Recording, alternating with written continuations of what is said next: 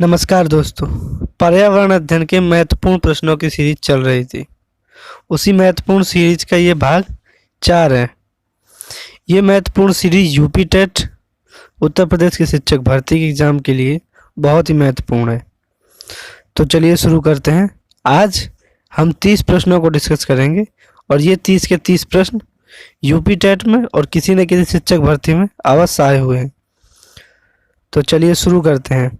इससे पहले अगर चैनल को सब्सक्राइब नहीं किया है तो कर लें, और अगर कर लिया है तो बहुत बहुत धन्यवाद, और जिन्हें ज़रूरत है उन्हें वीडियो ज़रूर शेयर कर दिया करिए। चलिए शुरू करते हैं।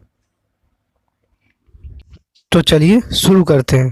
पहला प्रश्न, रेड डाटा बुक का प्रकाशन कौन करता है? तो रेड डाटा बुक का प्रकाशन कौन करता है? IUCN का फुल फॉर्म, IUCN का फुल फॉर्म है international union for conservation of nature, यानी अंतर्राष्ट्रीय स्तर पर पर्यावरण के संरक्षण की संस्था है IUCN। तो ये इसका फुल फॉर्म है। ये रेड डाटा बुक जारी करती है। दूसरा प्रश्न है रामसर सम्मेलन। रामसर सम्मेलन एक स्थान है, रामसर नाम है उस जगह का। वहाँ पे आर्द्र भूमियों के संरक्षण पर चर्चा हुई थी। तो कभी कभी पेपर में आता है कि रामसर सम्मेलन किससे संबंधित है? तो आर्द्र भूमियों से संबंधित है ये रामसर सम्मेलन। तीसरा प्रश्न है संयुक्त राष्ट्र पर्यावरण कार्यक्रम UNEP का मुख्यालय कहाँ पर है? United National Environmental Programme, UNEP का फुल फॉर्म है। संयुक्त राष्ट्र पर्यावरण कार्यक्रम का मुख्यालय, तो इसका मुख्यालय है नैरोबी केन्या में। यह भी बहुत अधिक मात्रा में पूछा गया है। UNEP की स्थापना कब हुई थी? तो 1972 में UNEP की स्थापना हुई थी। भारत में दामोदर नदी को जैविक मरुस्थल कहा जाता है। क्या कहा जाता है? जैविक मरुस्थल, क्योंकि इसमें अधिक मात्रा में जो कोयला है वो आता है, इस वजह से इसे जैविक मरुस्थल कहते हैं।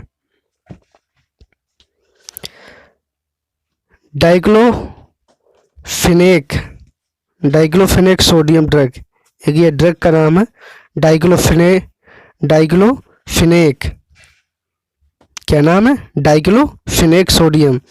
तो ये गिद्धों के नष्ट होने या ह्रास होने के लिए महत्वपूर्ण उत्तरदायी है। तो गिद्धों के नाश होने में सबसे अधिक महत्वपूर्ण ड्रग है तो ये डाइक्लोफेनेक सोडियम है। रिएक्टर स्केल का आविष्कार 1935 में चार्ल्स एफ रिएक्टर ने किया था। रिएक्टर स्केल द्वारा भूकंप की तीव्रता मापी जाती है। क्या मापी जाती है रिएक्टर स्केल द्वारा? तो भूकंप की तीव्रता मापी जाती है रिएक्टर स्केल के द्वारा। विश्व में अम्ल वर्षा से सर्वाधिक प्रभावित देश है तो नॉर्वे और स्वीडन है। सर्वाधिक प्रभावित देश नॉर्वे और स्वीडन है। टुमारोज बायोडाइवर्सिटी एक पुस्तक है जिसकी लेखिका है वंदना शिवा। यह भी बहुत अधिक पूछा गया है। विश्व का सबसे ऊंचा ज्वालामुखी पर्वत माउंट कोटोपैक्सी है। ये इसी साल सुपर टेट के पेपर में आया हुआ था। विश्व का सबसे ऊंचा ज्वालामुखी पर्वत माउंट कोटोपैक्सी है।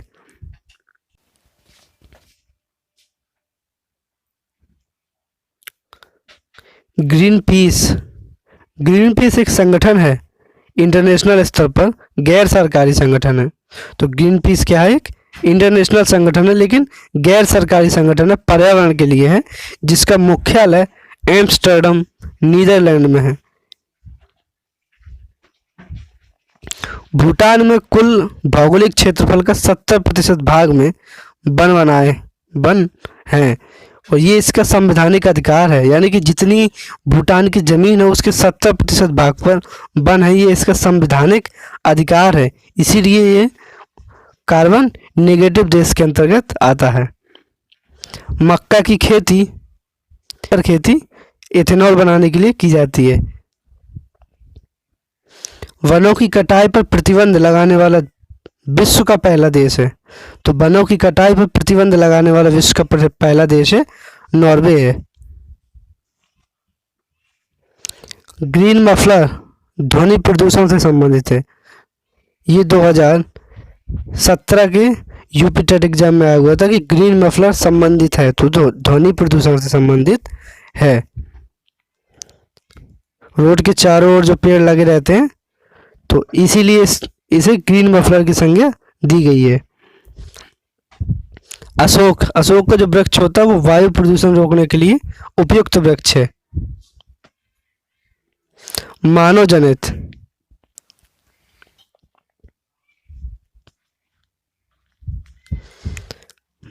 जनित पर्यावरण प्रदूषण एंथ्रोपोजेनिक कहलाता है। पेपर में आएगा एंथ्रोपोजेनिक कहलाता है। तो मानव द्वारा जो पर्यावरण प्रदूषण होता है उसे हम एंथ्रोपोजेनिक कहते हैं। विश्व विकलांगता दिवस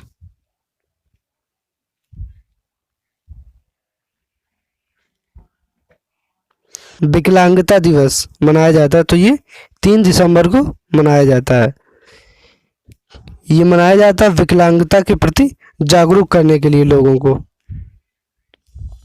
राष्ट्रपति द्वारा राज्यसभा के लिए कितने सदस्यों को मनोनीत किया जाता है? तो 12 सदस्यों को मनोनीत किया जाता है राज्यसभा में, और ये अलग अलग क्षेत्रों से होते हैं। संगीत है, शिक्षा है, और भी कई अनेक क्षेत्र हैं जहाँ से मनोनीत किया जाता है राष्ट्रपति द्वारा 12 सदस्यों को राज्यसभा के लिए। देवा शरीफ मेला लगता है, तो ये बाराबंकी में लगता है, मुरादाबाद को कहते हैं। दोनों सदनों की बैठक यानी कि संयुक्त बैठक कौन बुलाता है? बुलाता राष्ट्रपति है। यहाँ पे लोकसभा है। दोनों सदनों की बैठक यानी कि लोकसभा और राज्यसभा की संयुक्त बैठक बुलाता राष्ट्रपति है, और अध्यक्षता लोकसभा का अध्यक्ष करता है। इसी साल पेपर में शायद आया हुआ था कि दोनों सदनों की बैठक कौन करता है? तो बुलाता है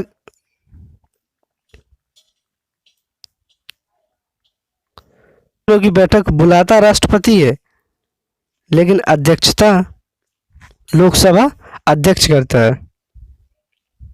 संवैधानिक उपचारों का अधिकार वर्णित है। संवैधानिक उपचारों का अधिकार वर्णित है अनुच्छेद 32 में। डॉक्टर BR अम्बेडकर के अनुसार यह संविधान की आत्मा है, यानी कि संविधान में सबसे महत्वपूर्ण जो अनुच्छेद है तो वो आर्टिकल 32 है अम्बेडकर के अनुसार। अन्य सभी लोग प्रस्तावना को ही संविधान की आत्मा कहते हैं। तो ये भी पेपर में बहुत बार आता है कि संवैधानिक उपचारों का अधिकार वर्णित है तो 32 में। अगर पूछा जाता है कि संविधान की आत्मा BR अम्बेडकर के अनुसार क्या है, तो ये अनुच्छेद 32 ही संविधान की आत्मा है।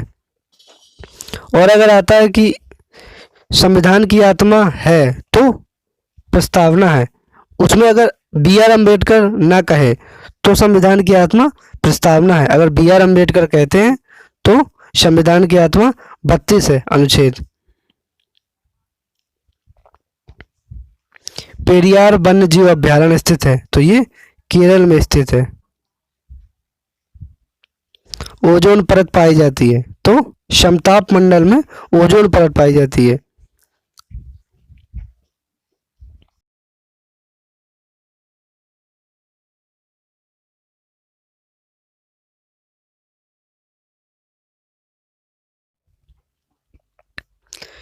CO2 पृथ्वी के लिए लाभदायक और हानिकारक दोनों प्रकार से कार्य करती है। तो CO2 एक बहुत महत्वपूर्ण गैस है जो कि पृथ्वी में लाभदायक भी है और हानिकारक भी है। लाभदायक इसीलिए है क्योंकि ये पेड़ों के लिए द्वारा अवशोषित की जाती है और ये प्रकाश संश्लेषण में महत्वपूर्ण भूमिका निभाती है। और भी इसके कई महत्वपूर्ण कार्य हैं, लेकिन हानिकारक इसीलिए क्योंकि इससे इसके बढ़ने से पृथ्वी में ग्लोबल वार्मिंग बढ़ रही है, जिससे भूतापन की समस्या हो रही है, यानी कि पृथ्वी का तापमान बढ़ रहा है। वायु प्रदूषण को रोकने के लिए पेट्रोल से कौन सी धातु को निकाल लिया गया? तो लेड को पेट्रोल से निकाल लिया गया। पहले पेट्रोल में लेड आता था, यानी कि सीसा आता था, ये एक धातु है, तो अब उसको पेट्रोल से निकाल लिया गया है। अब लेड रहित पेट्रोल मिलता है। डॉक्टर हरगोविंद खुराना को नोबेल पुरस्कार दिया गया था, तो इन्हें प्रोटीन संश्लेषण के लिए नोबेल पुरस्कार दिया गया था। ये भारतीय मूल के अमेरिकन वैज्ञानिक हैं, डॉक्टर हरगोविंद खुराना। राष्ट्रीय समुद्री पार्क कहा जाता है, यानी कि भारत का जो समुद्री पार्क है वो कौन है? तो ये कच्छ की खाड़ी है, जो कि गुजरात में है। जीवों के व्यवहार का अध्ययन किया जाता है। इथोलॉजी में जीवों के व्यवहार का अध्ययन जी के घटक होते हैं, एलपीजी के घटक होते हैं प्रोपेन और ब्यूटेन, लेकिन इसमें गंध के लिए एथिल मरकैप्टल मिलाया जाता है। एथिल मरकैप्टल, इसका फॉर्मूला है C2H5SH। क्या है? C2H5SH, एथिल मरकैप्टल का, इसी से गंध आती है। जो एलपीजी के सिलेंडर होते हैं उसमें गंध किस चीज़ की होती है? तो वो एथिल मरकैप्टल की होती है। तो यहाँ पे हमारे 30 प्रश्न थे। ये कहने के लिए 30 प्रश्न थे, लेकिन इसमें कई एक प्रश्नों में 2 या 3 प्रश्न थे, तो लगभग ये 50 प्रश्नों के आसपास थे। तो ये अपना चौथा भाग था, तो हम लगभग 200 के ऊपर प्रश्नों को डिस्कस कर चुके हैं। आपको लगातार इसी तरह वीडियो मिलते रहेंगे और हम इन प्रश्नों की संख्या 1000 प्लस करेंगे, और इन प्रश्नों से ही पेपर में, तो लगातार वीडियो को देखते रहें और अपने नोट को बनाते रहें, और चैनल को सब्सक्राइब जरूर कर लें और वीडियो को शेयर कर दिया करें। मिलते हैं नेक्स्ट वीडियो में, तब तक के लिए